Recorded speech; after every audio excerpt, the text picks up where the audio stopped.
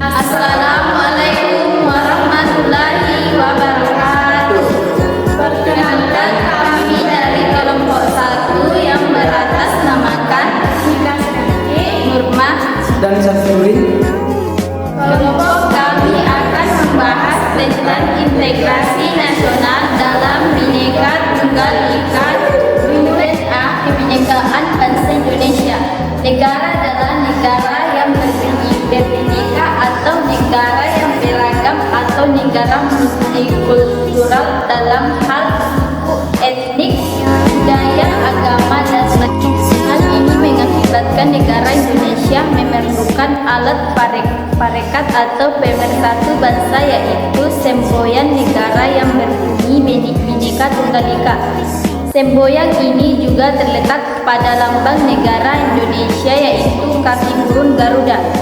Selain semboyan Bhinneka Tunggal Ika, terdapat juga alat pemersatu bangsa yang lain, yaitu dasar Pancasila, bendera merah putih sebagai bendera kebangsaan, bahasa Indonesia sebagai bahasa nasional, lambang negara sebagai burung Garuda, lagu kebangsaan Indonesia Raya, dan lagu-lagu perjuangan lain. Pada dasarnya, keberagaman yang dimiliki oleh negara Indonesia adalah modal perbangunan bangsa dan untuk mempersatukan masyarakat Indonesia yang beragam. Diperlukan rasa toleransi yang tinggi antar kebudayaan, sikap saling menghargai antar golongan, mengenali dan mencintai budaya lain yang ada di negara Indonesia, sehingga dengan itu akan muncul rasa simpati antar satu dengan yang lain. Bagian B. Pentingnya konsep integrasi nasional. Konsep integrasi nasional adalah kualisasi negara-negara yang menduduki wilayah tertentu dalam suatu negara yang berdaulat. Secara umum, integrasi nasional mencerminkan komposisi dari kesatuan, proses berkumpulnya individu-individu dari berbagai daerah yang berbeda dan beragam. Nomor 1. Pengertian integrasi nasional. Integrasi nasional berasal dari dua kata, yaitu integrasi dan nasional. Kedua kata ini berasal dari bahasa Inggris, yaitu integrasi, integrated, yang berarti menyatupadukan, menggabungkan, mempersatukan.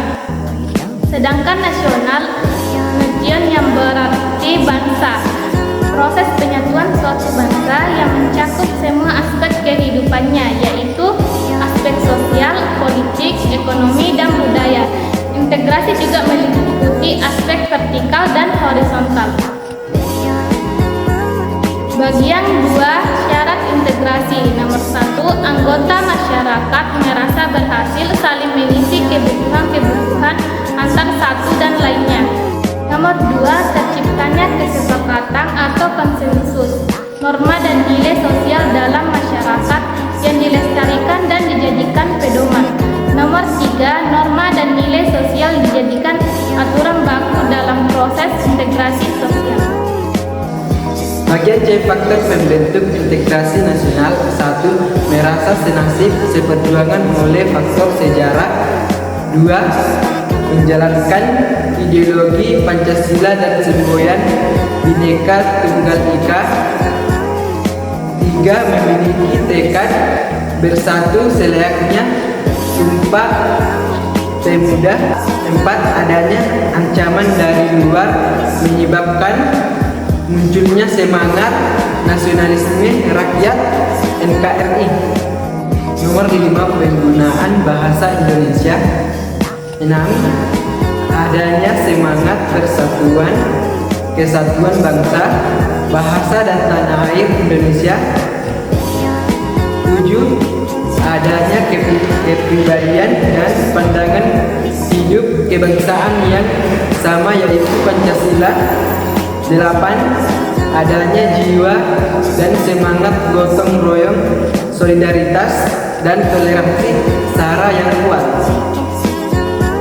9. Adanya rasa senasib sepenanggungan akibat penderitaan penjajahan. 10. Adanya rasa cinta tanah air dan mencintai produk dalam negeri. Bagian D, faktor penghambat integrasi nasional. 1. Kurangnya penghargaan terhadap kemajemukan yang bersifat heterogen. 2. Kurangnya toleransi antar golongan.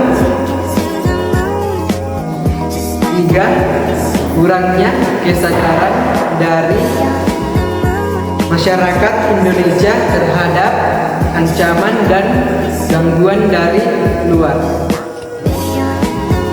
4. Adanya ketidakpuasan terhadap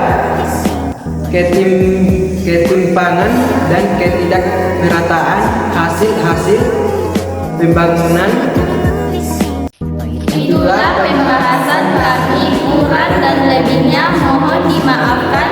Kami akhiri dengan ucapan wassalamualaikum warahmatullahi wabarakatuh.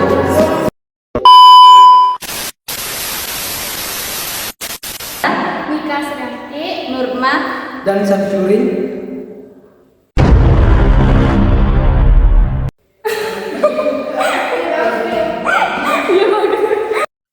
Bagian C, faktor integrasi.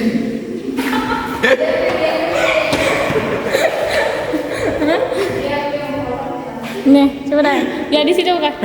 Nih 1, 2, 3. Bagian C, faktor pembentuk integrasi nasional. 1. Negara Indonesia memerlukan